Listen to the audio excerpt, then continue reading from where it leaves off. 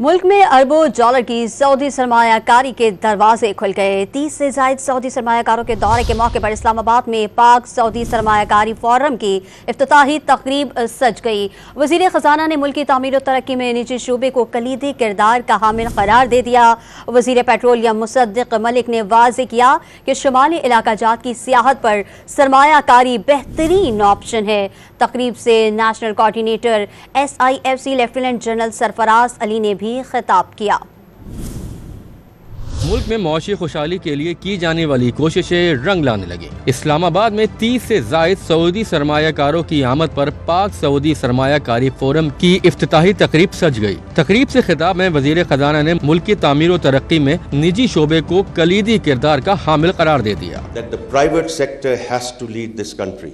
If we genuinely believe कि private sector has to lead the country, तो private sector को आगे बैठना चाहिए और मिनिस्टर्स और ब्यूरोक्रेट्स को हमें पीछे बैठना चाहिए। वजीर पेट्रोलियम मुसद्दिक मलिक ने शुमाली इलाका जात की सयाहत पर सरमायाकारी को बेहतरीन ऑप्शन करार दे दिया। But we have another tourism in Pakistan, which is family tourism, which is experiential tourism. And what we are trying to build now is an integrated experience of tourism. We have private sector parties on both sides which can put their heads together and build that experience and strengthen that journey as well. National coordinator SIFC lieutenant general Sarfaraz Ali ने बावर कराया, Pakistan Saudi अरब के एहसानात कभी नहीं भूल सकता।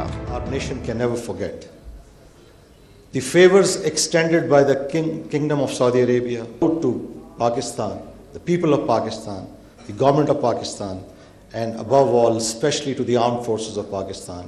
We shall never forget those, and they will remain grounded in our hearts today, tomorrow and always.